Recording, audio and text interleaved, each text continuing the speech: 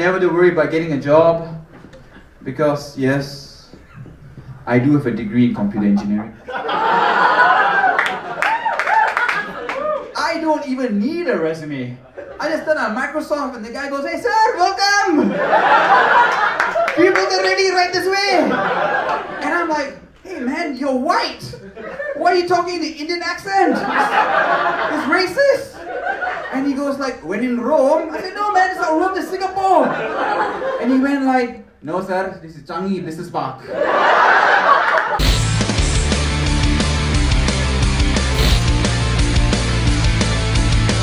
Hey guys, welcome to yet another episode of the Singaplex After Hours podcast, and today we have local comedian Prem. Hey, hi guys, hello. Joseph's schooling.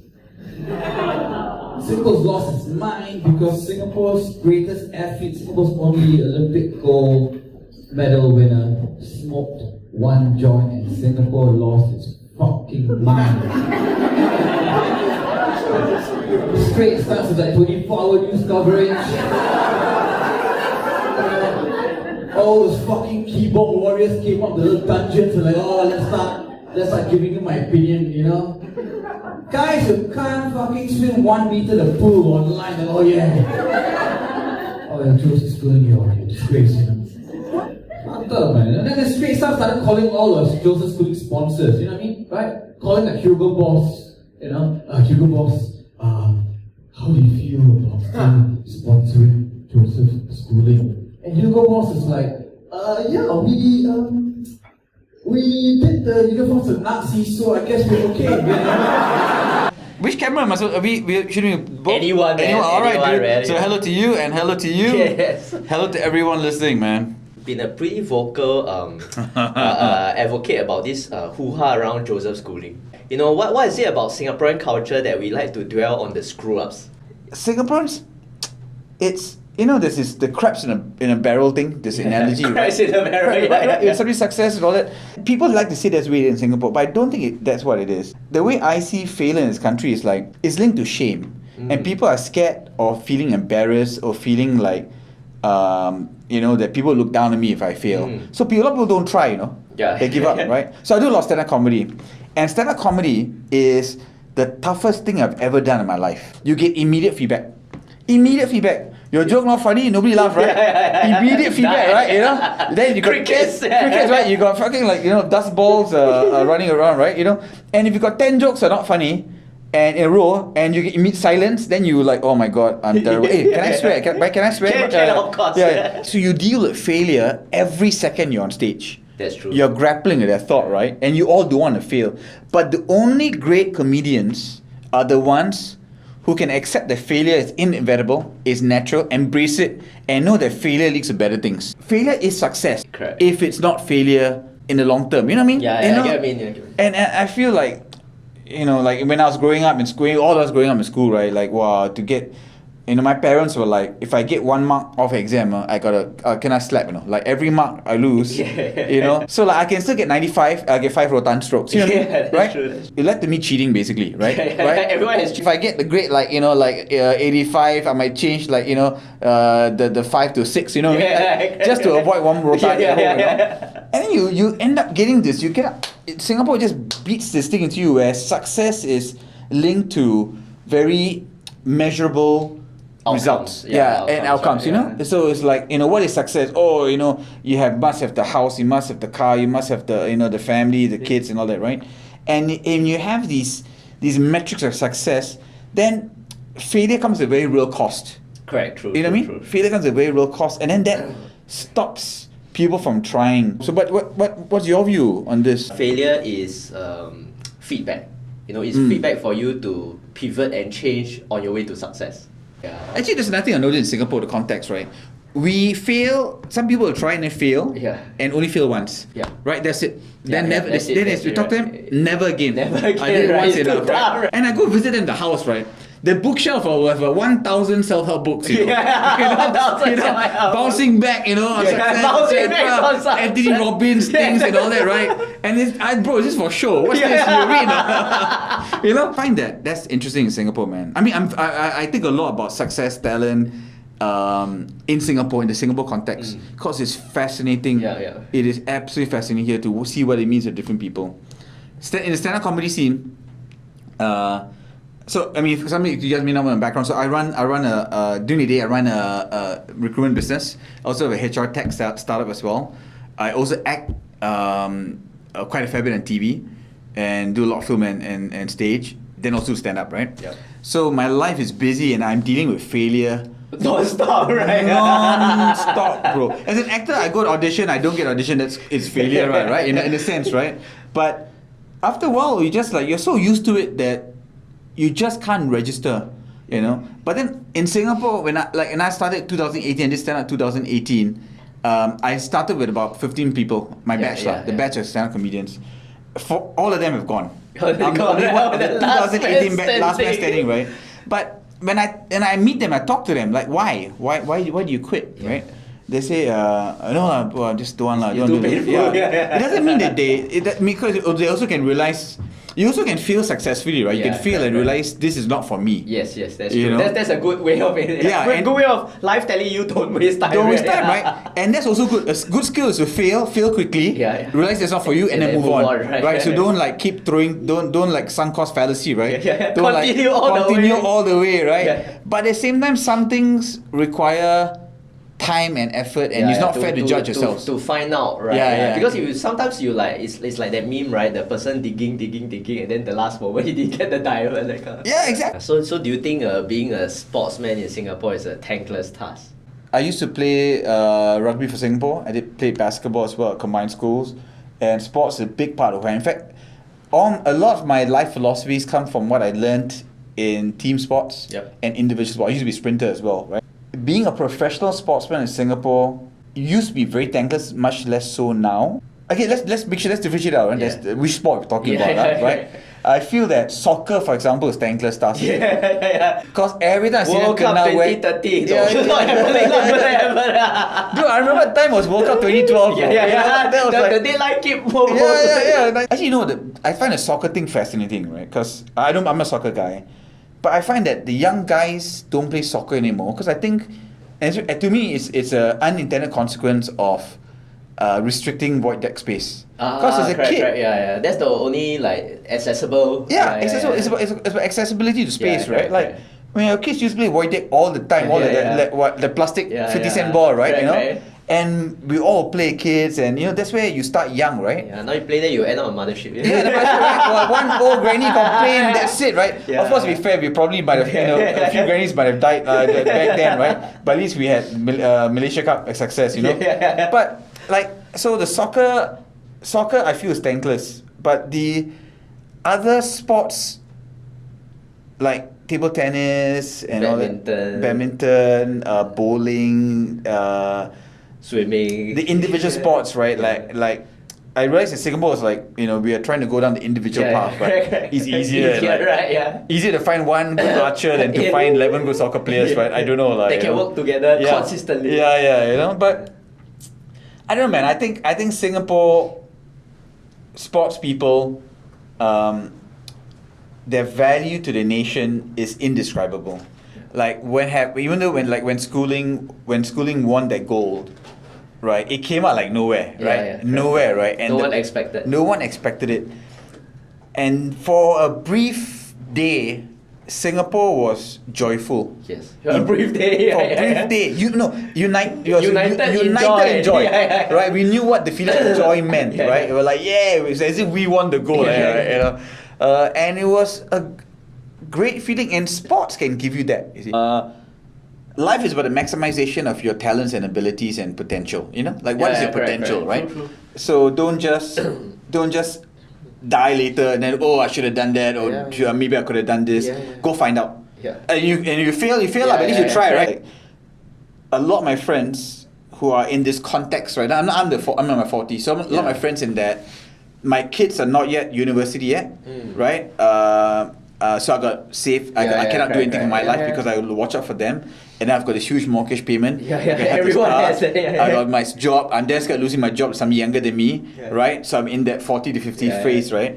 And they are stressed out to the max. And this is quiet quiet desperation of terror, you know, like Desperation of terror. because anything could be taken away any second. It's that feeling anything can happen any second, right? Is this the end? Yeah, you're stressed, bro. You're stressed. Then you read the papers. Oh, I'm 50 years old. I lost my job. Then like, am I linked? Yeah, like, oh, you're stressed, right? So people are just living this thing. And I go like, Quiet terror. Yeah, but the buzzword shouldn't be quiet quitting. It should be quiet terror. yeah. And it's like why do you? And then, but you see, like, if that's the reality, then how do you?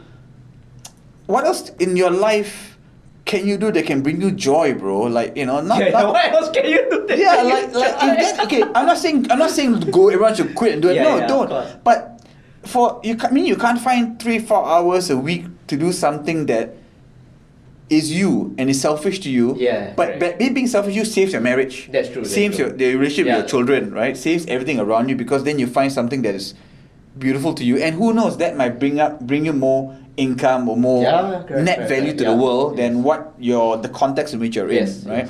So I think about these things a lot, and they bother me, you know. So, and that's why I influence my stand-up, because I like pointing out the absurdity of life generally. You know, I find these things absurd, right? My mom used to take me rotan shopping, you know.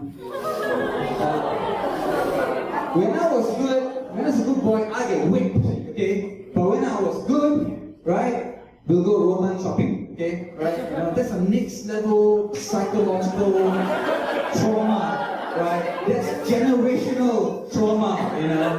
The CIA could learn from my mom. Alright, it's like as if, like, you know, before they waterboarded somebody, right, they got the person and served, do you prefer still or sparkling, right? You know? It's absurd, right? Yeah, because that's what life, right? We get all these lessons, and by the time we learn everything and we have all the power in our hands. I'm dying! That's it. Right? Yeah, the empire of insurance. Yeah. The critical illness cover.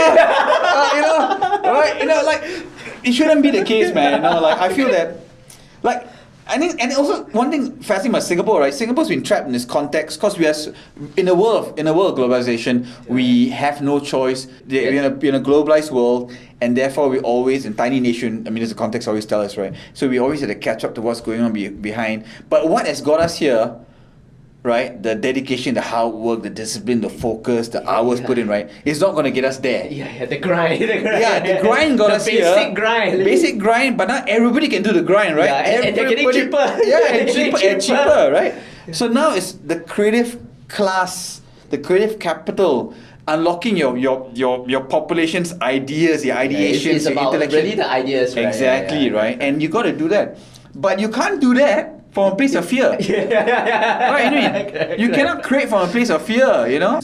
You know, all this talk about failure, success, and meritocracy and being smart in Singapore, right? We're supposed to be the smartest country, right? But why do Singaporeans still keep getting scammed? So, this is an anecdote, it's true, but I won't say who it is, right? So, a general counsel of one of our top companies in Singapore, top investment company in Singapore, got conned for $5 million, right? And this is an incredibly sharp. Whoa, that means he got conned for 5 mil. Got conned for 5 mil in the nickel, scam, right? Oh dear. Yeah. Let's not say which company, but you can Google it and find out, right? But anyway, but that's so the scammer, really smart guy, really smart individual, working at one of Singapore's top investment firms, right? Yeah. So obviously it's access to everything, still kena, right? Still kena. So what hope is there for every house? I know, Madam Tan Hope at Tampines 82, right? Who's getting a call from some pretending Starhub, right? So I always believe that life, everything happens to you is a mirror to your decisions and your thing, so like your fears and it's a mirror to. You got to take some agency over everything happens. You cannot be like, take some ownership. You can take some ownership, right? If you're walking the street, aircon force you, is it your fault? Not really, right? Right? So it cannot be. Practically it cannot be that way, right? You know, it's halfway. So Singaporeans, I think the ones against scam because they're greedy. Yeah. Bro, don't be greedy, lah. Like, it's too good to be true. If it's too good to be true, then yeah lah, you know. Right? Another topic where your blood might boil. Yeah. the eternal war between motorists and cyclists. Oh, dude, no. Oh. The war starting. Every day you go to like Marché News or Marché, you read. Are you a cyclist? Who's a cyclist? I'm not a cyclist. Are you a motorist? Do you drive? I'm neither. You're neither. Okay, there are two parts to this question. Yes. First, Singapore drivers are incredibly bad and rude. Okay. Is it because they pay too much COE? So don't- they feel the no. entitlement. You know what I think it is? I think it is partly that, but also I think it's power.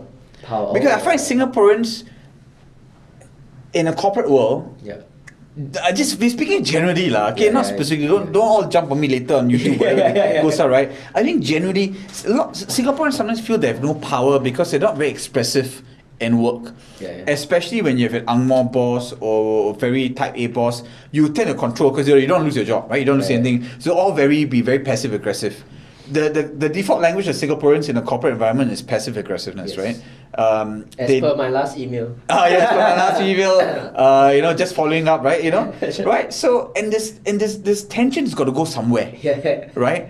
And when you get into your car, right, suddenly, when you close that door, Unleash the that beast. funk, right?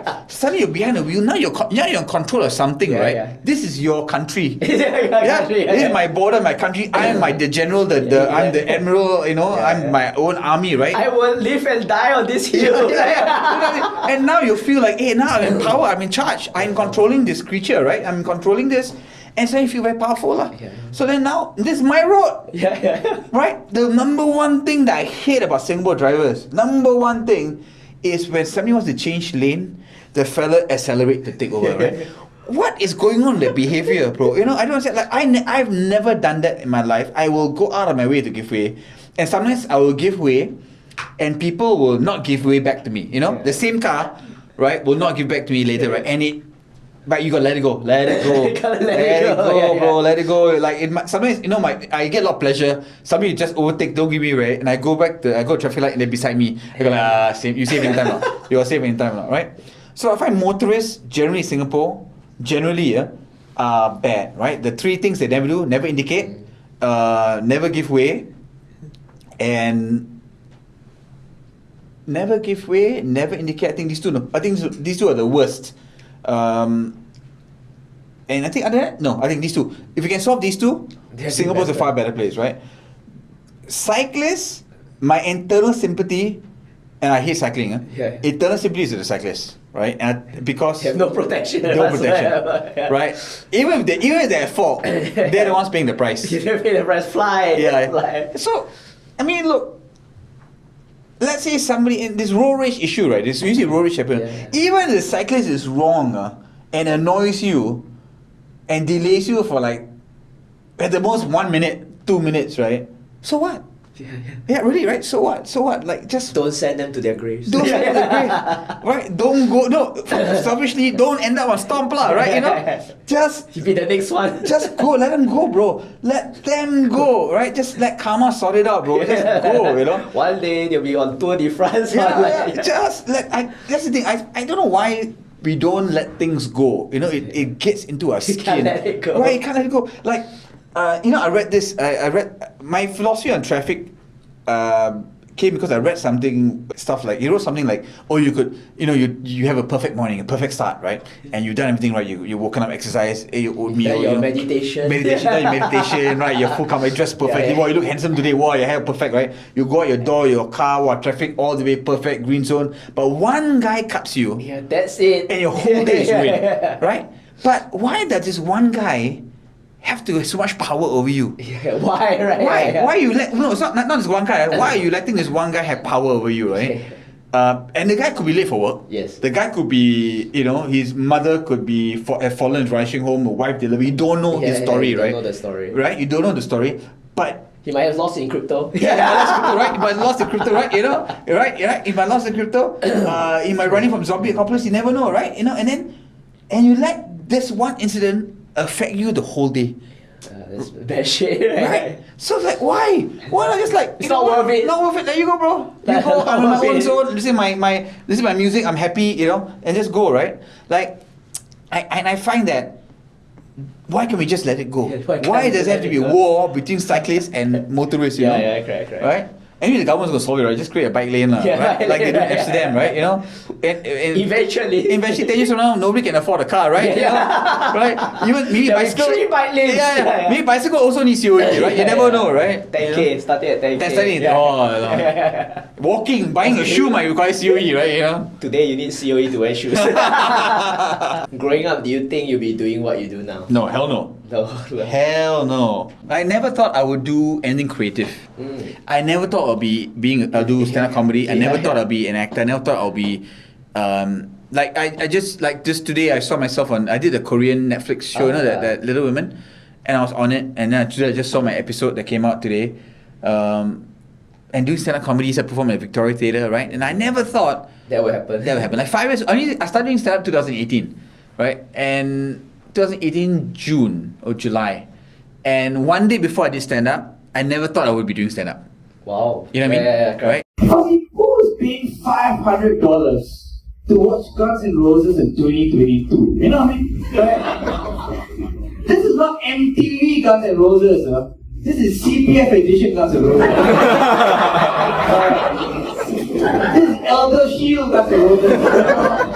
Pioneer generation Guns N' Roses, right? When they sing knock knock knocking on heaven's door,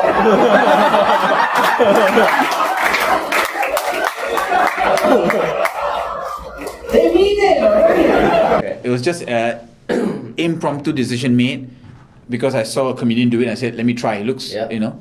Looks and interesting. It looks interesting, and I died. I failed like you wouldn't feel. I bombed big time my first time.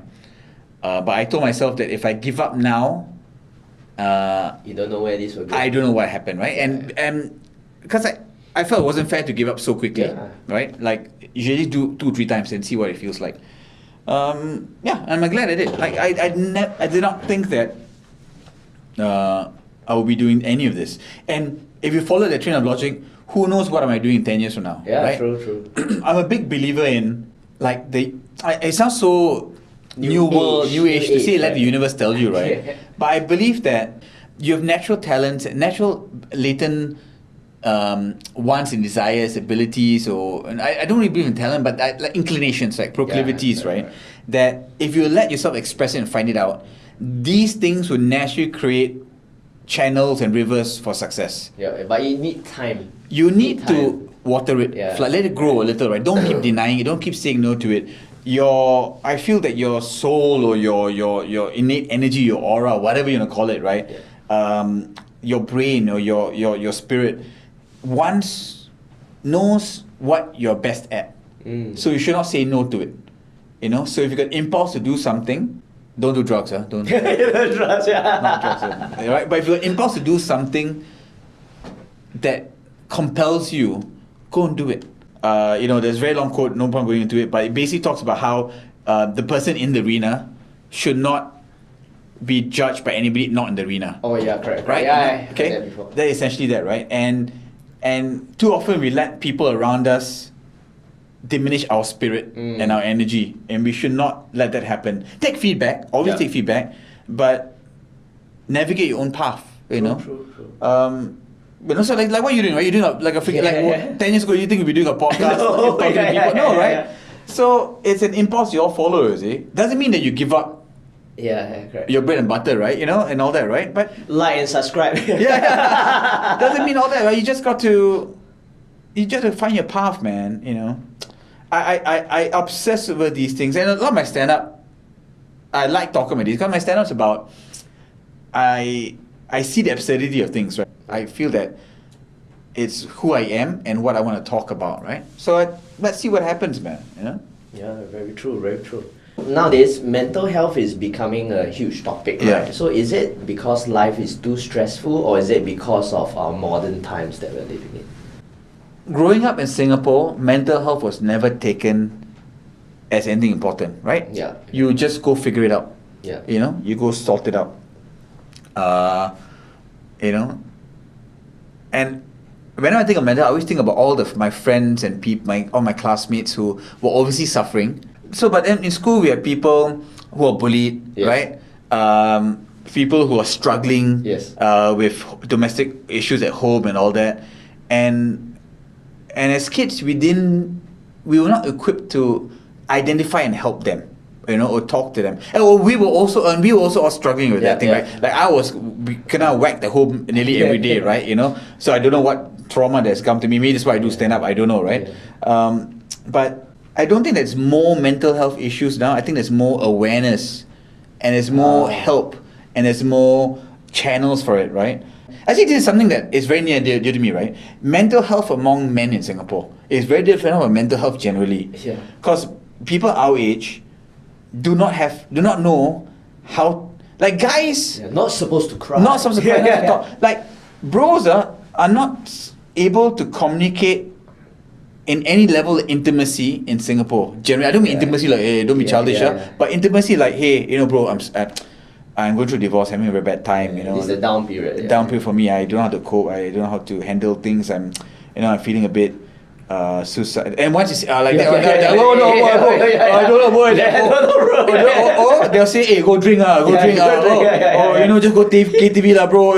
Like there's immediate aversion to engaging with the issue and having an honest conversation, right? Like I had a catch up with at one of my schools, a reunion. And I could see a lot of them were like having issues in marriages, right? But it became a joke very quickly. Like we didn't have nobody had a real conversation of like dissecting the problem. Like what can we do to help you? Became a joke. Hey, bro, China Kaohsiung got many girls, bro, let's go take you there, Like, and then but you can see like I saw one of my friends, like his eyes, like he registered pain, but then quickly gone because it became like, hey, now it's a joke, right? So that question is too nuanced for me to give you a very general answer. I get what you mean. But I will tell you, I'll share my thoughts on the aspect that I am concerned about, where I like to look at, which is the mental health among men who are older. A lot of them are struggling. They feel trapped. They're dead inside. They're zombies. You just walk in. You see walking around Raffles Place. I'll go to work, go home, pay mortgage. Pay the mortgage. My kids are not listening to me. My wife doesn't talk to me. But I'm just going to go through life. And I find that the mental health of that is important to me, because I find that I feel that I was destined for that direction if I hadn't gone down the creating content. Part. Constantly trying to assess what I'm filtering, what I'm going through, and all that. I'm always interrogating that. When I talk to my friend who don't, my instinct is to, hey man, I don't believe you, bro. Like something's not right. Something's not right. And they like push back. No, everything's fine. It's good, guys. I'm gonna just keep it all trapped in here. I'm gonna pack it away inside deep down. Then I'll die of a heart attack and stroke at 60. That's my destiny, right? That's my destiny. Like men should not be afraid of that word, and being open with their truth and their feelings. True. Yeah. So having been someone to be so introspective, and having gone on this journey to create a creative path for yourself, what do you think more can be done in Singapore for people to find this? Which is the mental health among men who are older. A lot of them are struggling. They feel trapped. I feel that I was destined for that direction if I hadn't gone down the creating content part, where you are forced to be very honest and listen to your heart and soul and interrogate yourself on a daily basis. And I do stand-up comedy because that's the most interrogative. You're constantly talking to yourself. How am I feeling? What am I thinking of? And all that, right? So you're highly introspective. When I talk to my friend who don't, my instinct is to, hey man, I don't believe you, bro. Like something's not right. Something's not right. And they like push back. No, everything's fine. It's good, guys. I'm gonna just keep it all trapped in here. I'm gonna pack it away inside deep down. Then I'll die of a heart attack and stroke at 60. That's my destiny, right? That's my destiny. No, bro, you can talk about it, man. But I've created safe spaces with some of my bros. Like we can talk about it. Like my 3 or 4 closest bros. One of them's gone through a very bad divorce.